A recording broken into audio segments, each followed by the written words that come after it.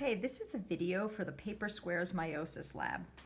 So if we were in the classroom, you would have been given this half sheet of paper and you would have had to figure out which stage is which, and they're all mixed together. So you would have to figure out which is which. So if we're looking at this, first thing we want to do is figure out, is it Roman numeral 1? Is it part of meiosis 1 or meiosis 2? So if you look at this cell, there are 1, 2, 3, 4, 5, 6 chromosomes. And you can see that there are homologous pairs because this chromosome looks an awful lot like this chromosome in terms of size and location of the centromere. We don't have any bands or stripes on here, so we can't use banding pattern to find homologous pairs, but we can look at size and location of centromere. So there's 2, 2, and 2. So there's 3 pairs of chromosomes. So we know that this is definitely part of meiosis 1. And here, we know that they're not lined up, so we know that's prophase 1. So I'm just going to label it P1. Now I'm going to try and find metaphase 1 and compare it to metaphase 2. So if we look here, you will notice that there are still pairs of homologous chromosomes, and the homologous chromosomes are lined up on the equator. So that's how you can tell that it's metaphase, and you can tell that it's metaphase 1. And we're using the Roman numeral here because there are homologous pairs lined up. We can find metaphase 2 because they're lined up on the equator, but there's only 1 chromosome each, so there's no pairs. And in addition, we know that's metaphase 2 because it has half the number of chromosomes that are present in metaphase 1. So in metaphase 1, the cell is still diploid, and in metaphase 2, the cell is haploid because homologous chromosomes have already separated during telophase 1. So this one is going to be anaphase 1, and it's anaphase because the chromosomes are separating, and it's anaphase 1 because the homologous pairs are separating, but each chromosome is still in the double-stranded form here. So now if we look here, this is going to be anaphase 2, and I can tell that it's anaphase 2 because we now have single-stranded chromosomes pulling apart. So this is also anaphase 2, and there are going to be 2 anaphase 2s because there are 2 cells that divide. So this is going to be prophase 2. This is also prophase 2. This is going to be telophase 1. And we know because the cell is haploid, it has half of the normal number of chromosomes, and there are no homologous pairs. So we had 6, and now we have 3, but they're still double-stranded. So it is in the second half of meiosis that the double-stranded chromosomes, or the sister chromatids, are pulled apart into individual single-stranded chromosomes.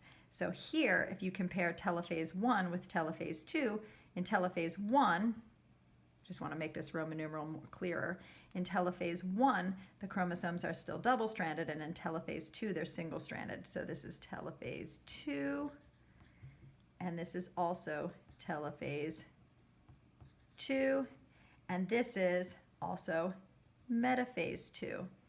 So you should notice in here that we have 1 of each cell in prophase, metaphase, anaphase, and 1, and of course we have 2 in telophase 1, and then we have 2 of every cell in the Roman numeral, the second half of meiosis. So we have anaphase, we have 1 anaphase 1, 1 metaphase 1, we have 1, so we have, let me go do that again. So we have 1 prophase 1, 1 metaphase 1, 1 anaphase 1, and 1 telophase, or 2 telophase 1 cells. And then we have 2 prophase 2s, 2 metaphase 2s, 2 anaphase 2s, and 4 telophase 2 cells, because in the first division we have 1 cell dividing into 2, and in the second division we have 2 cells dividing into a total of 4 cells. So now I'm going to show you where they would go on the paper. So I have already cut them out and I'm going to tape them down for you. Okay, so at this point I have already cut out the pictures that I had figured out and labeled before. So I'm going to place them down so you can see the sequence. So this is our picture of prophase 1. This is our picture of metaphase 1. This is our picture of anaphase 1. And this is our picture of telophase 1. Now you can see that in prophase 1, synapsis has already occurred and the homologous pairs have already lined up with each other. And you can see that in metaphase 1, the homologous pairs are lined up on the equator, and in anaphase 1, they're starting to pull away to opposite poles. And here, the cells have separated, and it's at this point where the cells used to have 6 chromosomes and now they have 3, so they've already gone from diploid to haploid in the first division.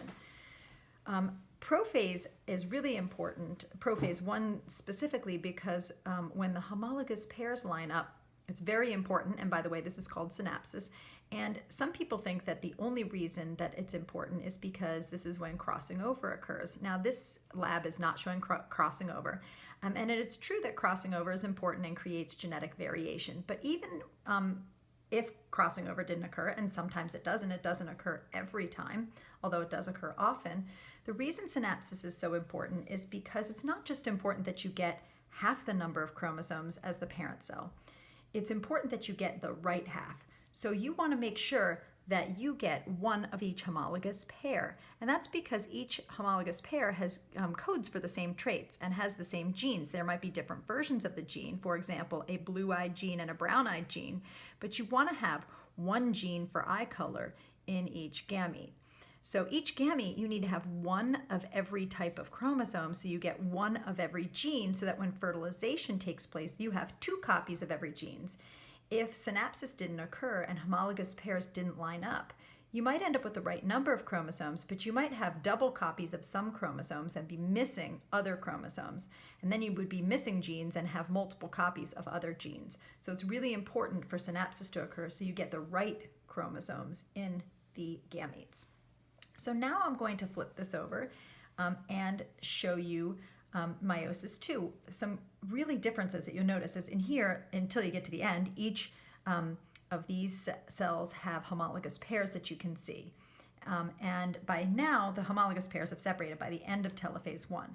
So meiosis 2 is a lot like mitosis. So I'm just going to flip this paper over.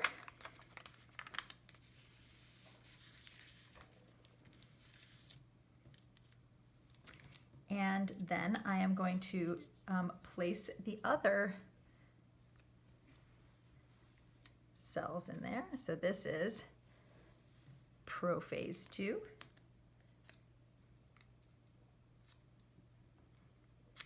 And this is metaphase 2. So the chromosomes are lined up on the equator, but if you notice in metaphase 2, there are no homologous pairs, and there are only 3 chromosomes lined up in the middle instead of 6 here. And we have anaphase 2 and we have telophase 2. Now, one thing that you might notice is that there's 2 copies of everything, because after the first division you have 2 cells. So now each of the other 2 cells divides, so that by the end of meiosis you have a total of 4 cells. All along here, all of these cells are haploid. None of them are diploid, because, and you can tell not just because of the number of chromosomes.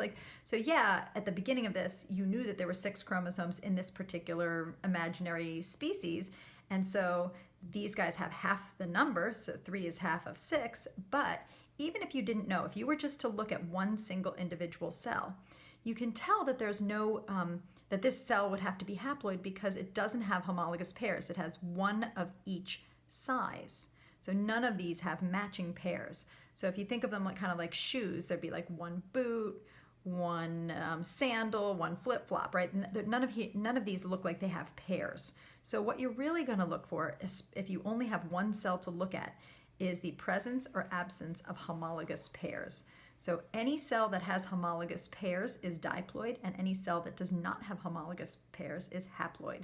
And if it's in meiosis, if it's in meiosis 1, except for telophase 1, of course, all of the cells will be diploid. In meiosis 2, they're already haploid at the beginning of meiosis 2. So they are haploid to haploid. They stay haploid the whole time.